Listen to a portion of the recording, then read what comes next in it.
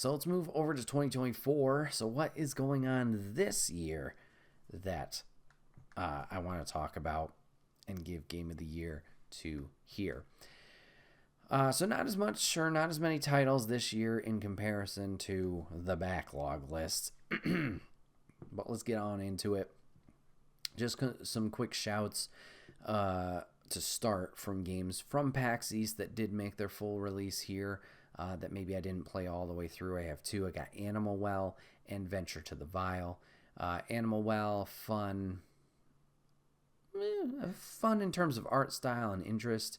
Another Metroidvania. I'm going to use that word a lot, I guess. Kind of chill vibes in a way. Puzzle game. You're a little blob. You're going through the forest trying to figure out these puzzles. Deal with monsters that you might run into. And seems like find a lot of secrets that Billy Basso, the developer, has hid into this game. I enjoyed my time with it in the demo at PAX. I did get it when it released, and I just haven't jumped into it since. So that's something, when I find the time, I would like to hop into. Similar to that is Venture the Vile. It's a side-scrolling, I guess you could say, beat 'em up. The interesting factor here is the setting. You're in this town, and everybody wears like these animal masks. So you have a deer mask. I believe your friend has a fox. Ooh, I can't remember. But you end up gathering resources for your village. You fall into this pit where you meet this monster. The monster grabs your hand and makes you kind of corrupted and turns it into a blade. And then as you kind of figuring out what's going on, why is there darkness around the village and what has come to be. It released, and I don't know for sure, but I think this studio may have gone under, which is really unfortunate. But the game's still up there if you do want to try it. I know it was originally planned for consoles. With the studio closing, I don't think that's very likely, obviously, if that's what happened. But it is on Steam still, so I want to check it out eventually and give that a try. So those were the two PAX-specific ones. Very simple shout-out, but WWE 2K24, very similar to how last year's conversation of 2K23 went. This was my top game this year. I think it was 160 hours or so. 95% of that probably being GM mode. Had a great time making the matchups, drafting the different rosters. I think 2K is doing a lot better with providing content throughout the year, obviously with their DLCs, but then also the Persona cards that they added this year.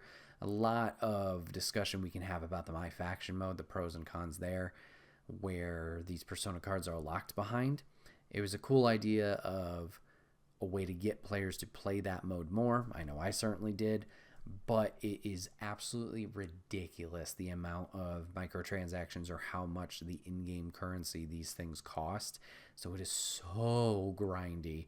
I'm forgetting the user, but shout out to the 2K community. There's a guy who's been making videos about My Faction, like, this is the best match to grind out XP in, or the My Faction points. And it's nice, but it's like, even still, it's so slow of only getting 600 of those things in a quick span of minutes. It's like, okay, I did the math, and you can get 20,000 in like this many hours of gameplay. And I'm like, oh, I don't want to do that just for an alternate CM Punk to get This Fire Burns, even though that theme song is a banger. Yeah, so a lot of good came out of 2K24. Some bad did as well. Hopefully, feedback, they'll take that. Speaking of the roguelikes, or not the roguelikes, the Souls-likes. Let's talk about a great one here. I talked about the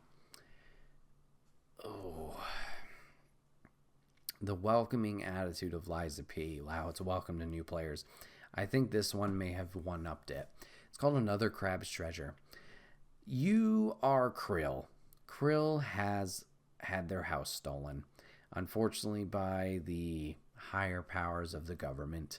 I don't remember if this is a tax thing or whatever, but he gets his shell stolen, his home, and this is just Krill's journey to get his home back. And you'd think that'd be simple. All right, just go, appeal to the court or whatever you need to do.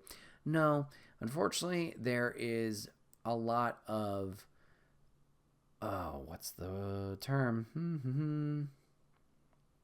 A lot of dumping of, like goods and whatnot into the water sources, which is corrupting the animals down below in the ocean.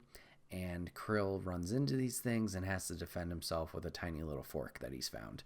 And it's just your journey to get his home back and return safely to where he was hanging out. Another Crab's Treasure is fantastic. Another one that has a great story as you're going through. The reason this game is so accessible is it's easy to play. And also, if you're having a real tough time, you can trigger Krill to have a gun, and you can one-shot things. Now, granted, you'll still have to dodge, you'll still have to avoid all that jazz if you need be, but you could just pull out a gun at any point with the options and just whoosh. So if there's a boss that's giving you a really hard time or a lot of enemies ahead of you that you just don't want to rerun through, whatever it is, you can turn this on and it makes this thing a whole lot more accessible. Blast your way through and get to a point where you feel safe. Another Crab's Treasure is fantastic. I have not beaten it, but want to give it that shout. Now, before I continue into my 2024 list, let's talk about some games that I missed from this year. Just so you know, hey, they're not in the running for Game of the Year eventually. So real quick, just going through the list, games I did miss. I talked about being excited about it last year. It has not come to my platform of choice, unfortunately, but Little Kitty Big City I have missed out on. Fun, goofy game where you're a cat just trying to get back to your apartment, but you gotta figure out how to do it. Hysterical one next, just in the title alone, but Squirrel with a Gun. Yep. Banisher's Ghost of New Eden. Title came out. I think it's a couple. One is a ghost. The other one is like a ghost hunter.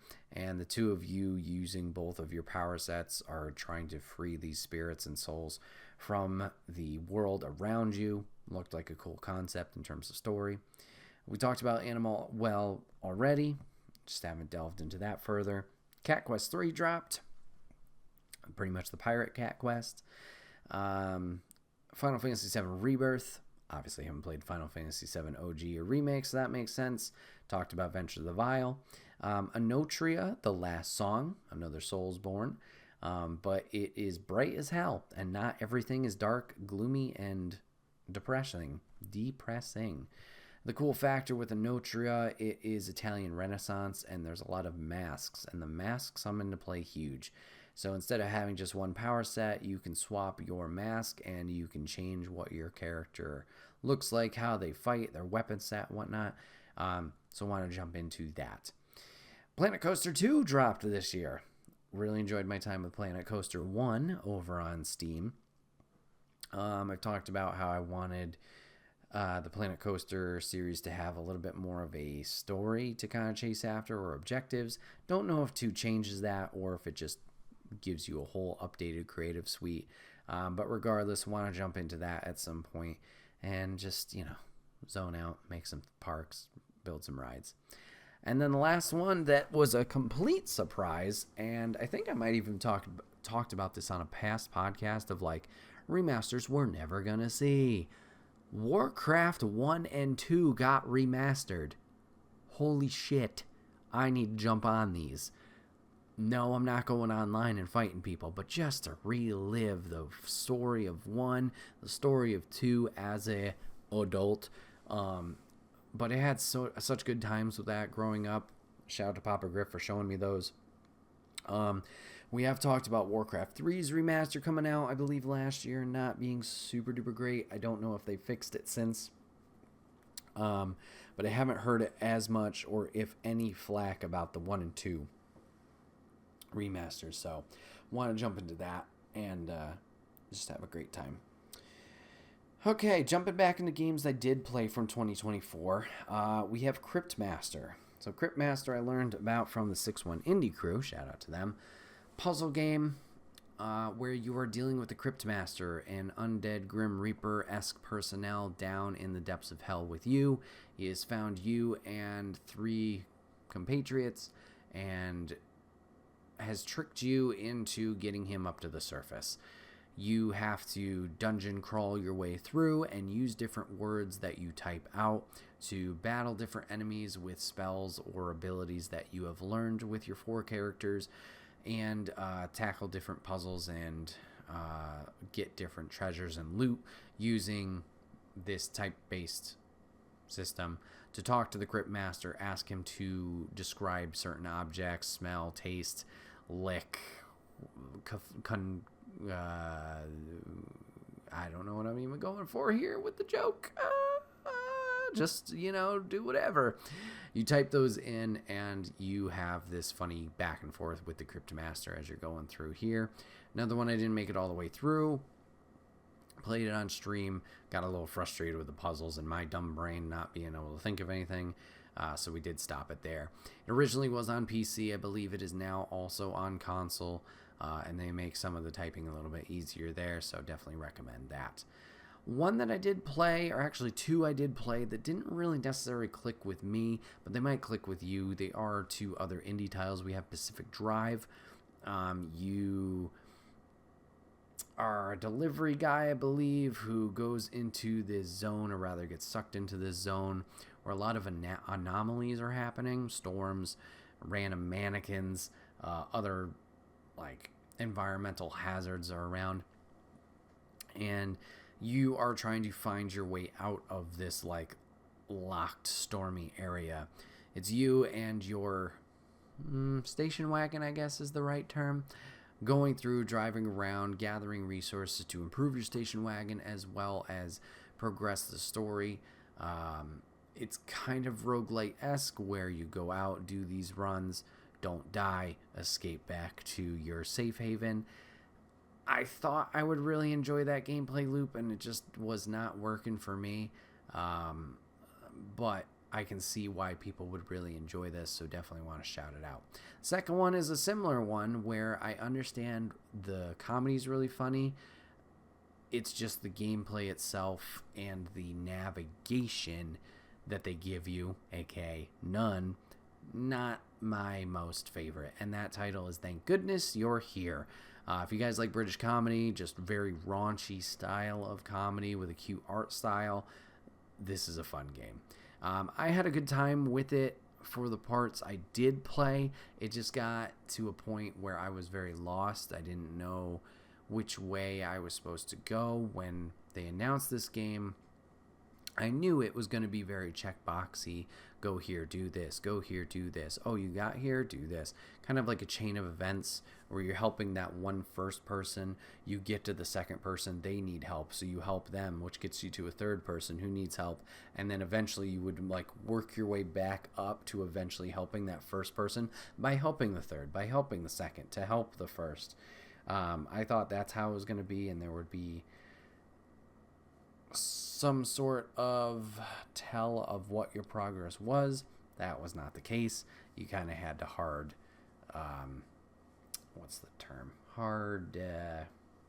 force it, I guess you could say. Next one was one I was looking forward to from last year, was The Plucky Squire. 2D and 3D game. You are, what's his name? Pip? No, Pip's the little mouse I loved. Whatever the squire's name is. Sorry, dude. You are part of this storybook adventure, and you're the hero of the book, but the evil wizard has figured out, this is a book, I can rewrite it, and has gone outside and is trying to harm the real world. So you learn that you can also exit the book, and it is you going in and out of this book, solving puzzles, defeating enemies, cute little narrative with your friends of defeating this big bad. Had a great time with it. Did not finish it, unfortunately. One I dipped my toe into was Star Wars Outlaws. Had a lot of people talking highly of Star Wars Outlaws and how fun it was. Granted, a lot of stealth was involved, but it was cool to take the Star Wars environments and turn it on its head in terms of your character not having the Jedi gameplay, but being a smuggler, going around, deceiving people, doing missions for others, and kind of making sure your pockets were lined with credits and becoming rich and a good smuggler. I did like the tutorial area, I guess you could say, of Outlaws. I did enjoy my time with it. Loved Nyx. Nyx was the homie. Nyx was MVP. But just at that time, it was not the game or the type of game that I wanted to play fully through. So I'd like to jump back into and need to jump back into Star Wars Outlaws. Seems like they're still changing the game up. I guess they got a new game director recently, which is weird because the game's already out. But they're going to be changing some of the mechanics there, which I don't think necessarily were bad, but perhaps if you weren't someone who wanted to play super, super stealthy, those changes might be for you. Shout out to 2 more indies, maybe 3. We have Vampire Hunters. This is a first-person shooter, Vampire Survivors-esque game, so just waves and waves and waves and waves of endless enemies.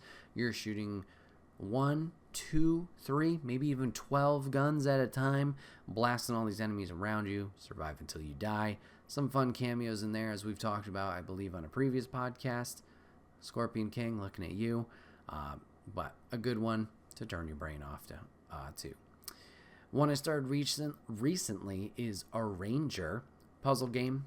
It's all grid based, but your character, whenever they move horizontally or vertically, that entire row or column will move along with you. So you need to figure out how to move different weaponry to defeat ghosts or move keys to unlock doors, and you're constantly moving your character around this grid to solve these puzzles. Having an absolute blast with it so far.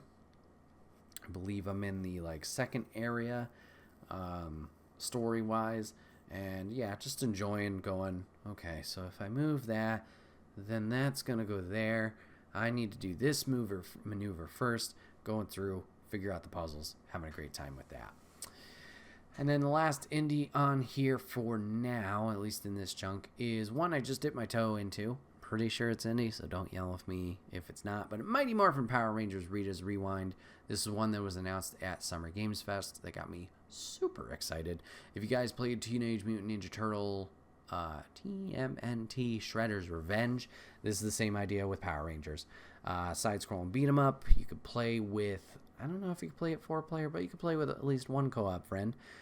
Go through, beat up some putties, beat up Goldar, beat up Rita, have a great old time, and have a fun, quick, old retro arcade experience with this game. I've had a fun time with it so far. If you like Power Rangers, definitely dive on into it.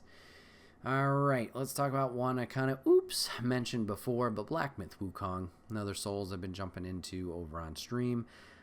Once again, been playing it for a while. We'll probably be playing it into January as well, as we have not wrapped it up yet. Souls-like in a way, but kind of boss rushy. There's a little bit of in-betweens, but I feel like I'm fighting a lot of different bosses, and I'm having an absolute blast with it. I know Black Myth got the Golden Joysticks Game of the Year award, and I also believe it got Best Action Game and Jeff Keighley's Game Awards, so people are recognizing it for what it brings to the table, and I have to echo those statements. Having a lot of fun with the combat with Sun Wukong in this game. Bosses are challenging, bosses are difficult, but I feel this hits a different level than other Souls games where I don't feel frustrated at all. It's just like, yep, okay, they got me, back into it, let's go. And I've been having a blast with it. Something I do wish that was better in this game is navigation. You can get lost, especially in that first chapter in the forest, if you're not really paying attention to your surroundings super duper well. You can get turned around very easily, and there's not a quick, easy guide as to where you're supposed to go, what you're supposed to do. It's not hand-holdy, which I respect. You don't want something to be too hand-holdy, and it's like, I don't have any sense of discovery here. But sometimes it would be nice to just be like, I'm lost. Where do I go? But really enjoying that. Hope to continue and see the end of that game soon. Not in a bad way. And then the last one that I'm going to shout out of games that I did play from this year that I did not beat is Balatro. Huge shout out for Balatro. If you guys are not playing Balatro and you like deck builders or you like poker or roguelikes, you need to play Balatro. Very simple game. You may not, or say you may think, oh, a poker game? That's not great. You need to change that. This is not a poker game that you play against other players for chips. This is you playing against the computer to try and get high scores to get this chimp count met or surpassed, and then you going through round by round by round, going on, I think it's 8 different waves to get to that 8th wave and beat the game there. Even if you don't know poker, very welcoming. You can check at any point the cards, the ranking of like what's going to get me the most chips. Is it 2 a pair? Is it going to be 4 of a kind? Is it going to be a flush? Is it going to be a royal flush? Whatever it is, you can check that at any time. And the player, you get a whole 52 card deck, so you have a lot of options at your disposal, and as you go through the game you will get different modifiers and adjustments that will help you throughout. So that 52 card deck may build to a 65 card deck where you got a bunch of aces or whatever it might be. You will pick up joker cards throughout the game that have different modifiers that will either multiply your score or add the chip count that is available to you that for cash out. And you also have tarot cards and arcana cards, which will also buff the hands that you do play, so they can reward you more chips perhaps, or maybe things will be played twice or whatever it is. I had an absolute blast with Balatro. I got through and beat it once. There's 2 other runs I got extremely close, got right to the end and just managed to fuck it up.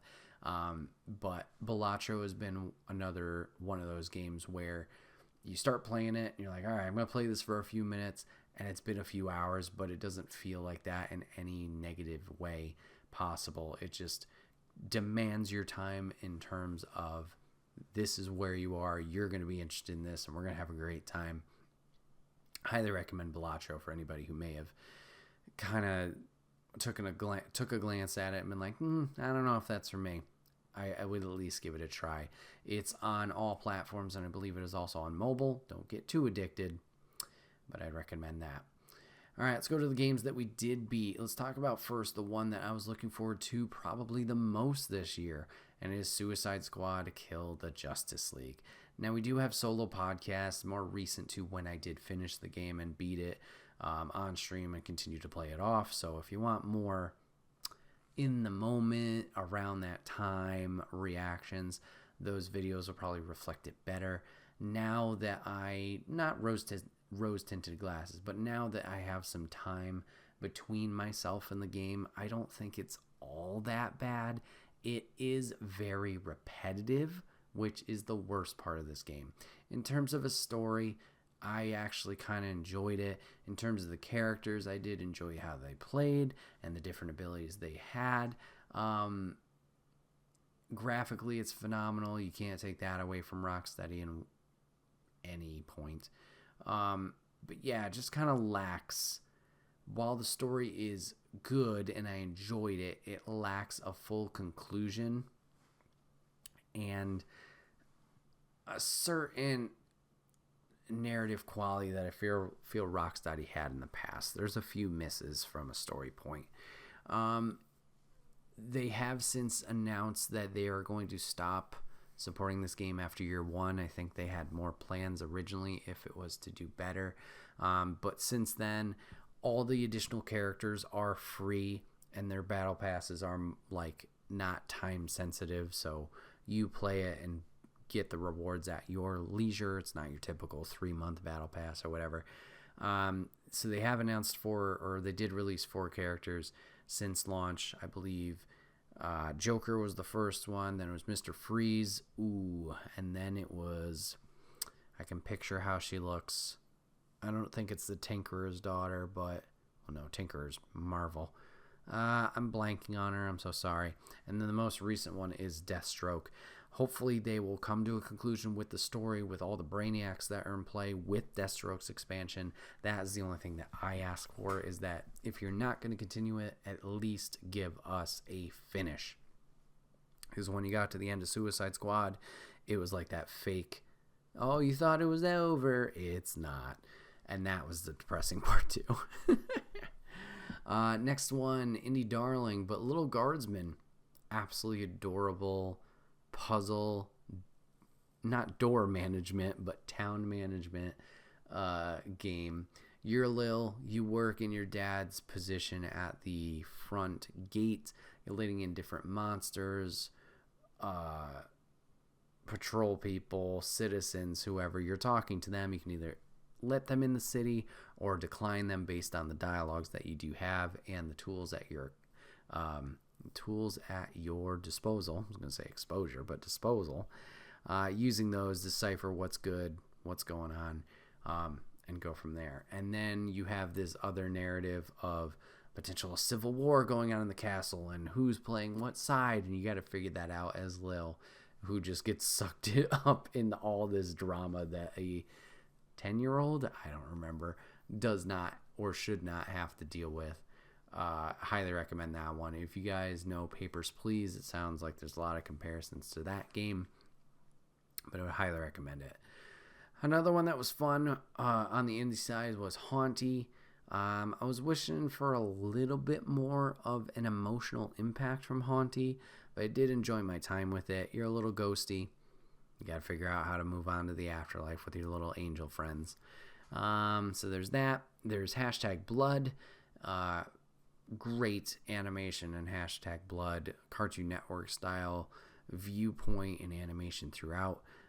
You are Becky Brewster, who just moved into town and discovered that there are vampires afoot messing with things, and you, learning how to be a vampire hunter, need to fight them off with your handy dandy lacrosse stick. Had a great time with Blood. #Blood. Deathbound, another Souls-like. I was very fortunate enough to have the code provided for this game this year, but I had an amazing time with it. I did play this one all the way through as well. This Souls-like was fun and unique because of how its character system works. So throughout the game, you unlock, I want to say 7 or 8 heroes, all with their different all with each their own different backstories and allegiances. So they all kind of bicker at each other depending on what side of the alliances they lay at, which also affects your team composition, because you can have 4 of these heroes equipped in your party at any point. And that's important because that also comes into combat. You can be mid-combo and you can swap for a more powerful move to another member of your party that is equipped, or same thing with dodging, or whatever it may be. But this morphing ability allows you to strategize a little bit more in terms of what you're doing, because each individual character has their own health. So maybe I'm taking a beating with my knight character, I switch over to my javelin wielder. She can handle things now while my other teammate heals before I can swap him back in for a finishing blow. It's a fun game to play. It's got a cool environment and setting with this future sci-fi-esque area in a medieval setting. Had a great time with Deathbound. Highly recommend as well. We touched on Vampire Survivors earlier. Just going to talk about this quickly because I know it's been out for a little while, but it did drop on PlayStation this year. That's why it's in this list. Top-down, pixelated, survive waves. Survive for 30 minutes with all these enemies coming at you. You can boost your stats over time as you level up. Gather your weapons, improve them, eventually morph them into super weapons. Lady and I spent a lot of time in co-op here as well and played that to completion. Astrobot is next on the list. Man, when a game makes you smile and feel all the feels, that is amazing. And that's what Astrobot did for me. Just playing through this platformer, discovering the different little bots that you could rescue from PlayStation's history, and see the little not dioramas, but little setups that they set up for themselves in the home planet, in that home area. It was just it was just a lot of fun. Obviously, there's a lot of gimmicks here in terms of the PlayStation controller and the DualSense, different controller gimmicks that you'll play with from time to time. Fun to do, an experience on top of this. No wonder Astrobot won at Keighley's Awards for Game of the Year. Neva is our last indie that we're going to talk about. Absolutely gorgeous game. It's made from the developers of Gree, the hand-painted art style. You are Alba with your dog Neva, this little puppy, and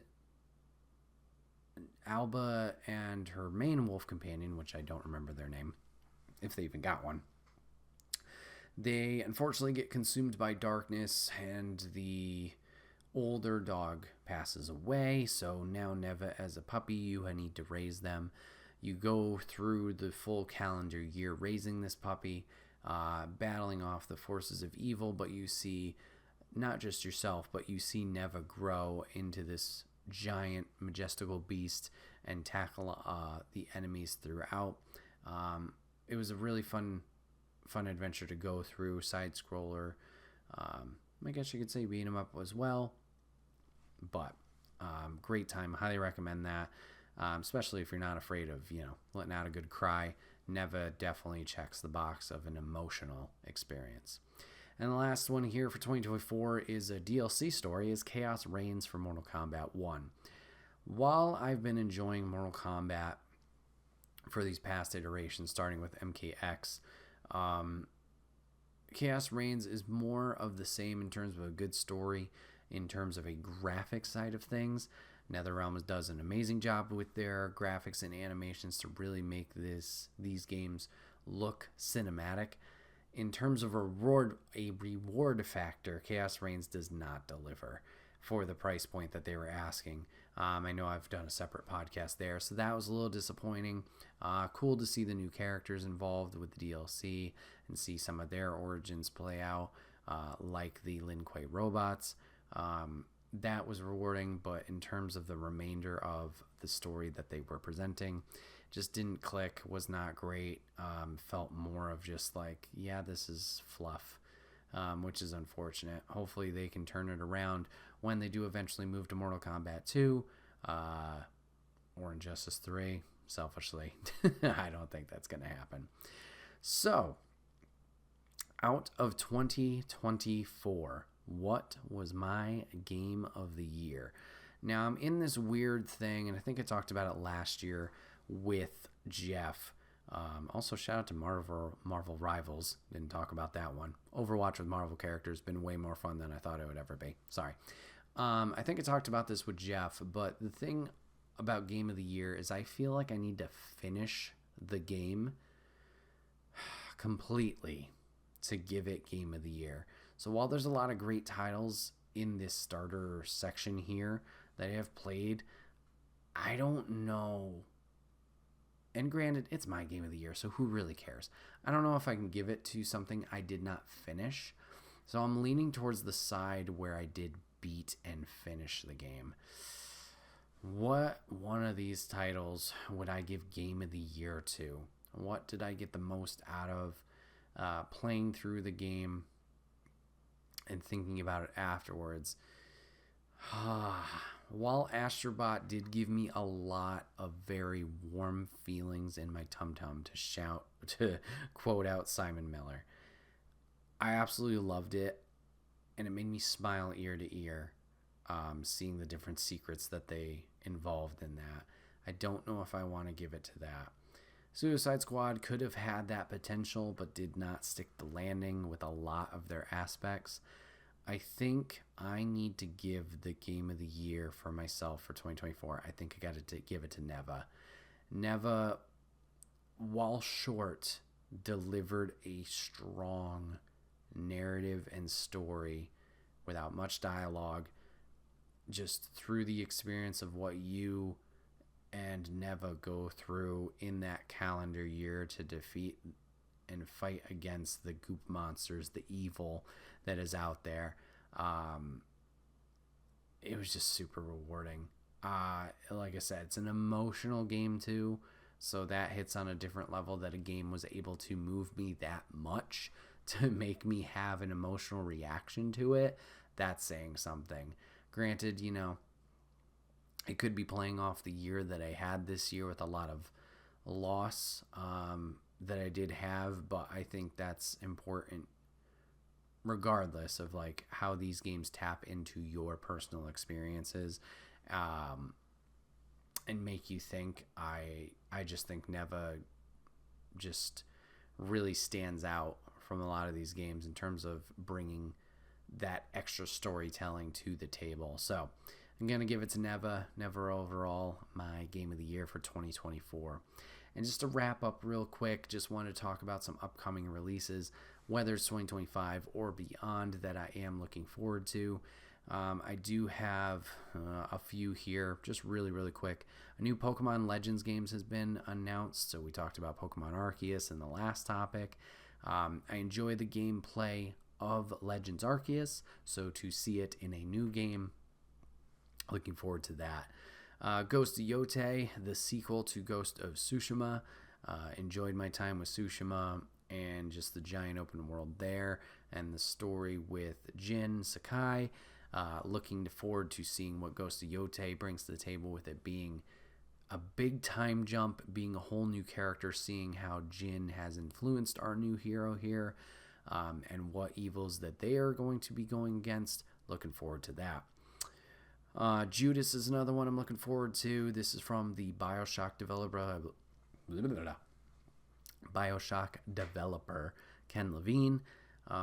We've gotten a trailer or two. Once again, Game Awards or Summer Game Fest, it all meshes in. Looks very pretty. Looks OG Bioshock. I want more. Same with Wolverine. We haven't seen that since last year's Game Awards. I know we had the leaks from Insomniac, unfortunately, that did show off some stuff.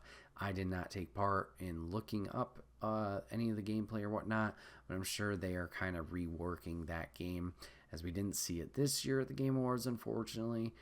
They're probably reworking it. Hopefully it's not too bad, but I am looking forward to what Insomniac brings to the table with this game. We absolutely loved Spider-Man 2 last year, and obviously their previous titles of this most recent one with Ratchet & Clank Rift Apart, Spider-Man 1, Spider-Man Miles Morales. Looking forward to seeing what they bring to the table there, how it's going to play in comparison to Spider-Man.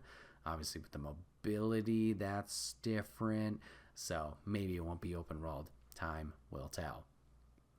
Last two I have here. First one is South of Midnight. This is an Xbox exclusive title for the moment.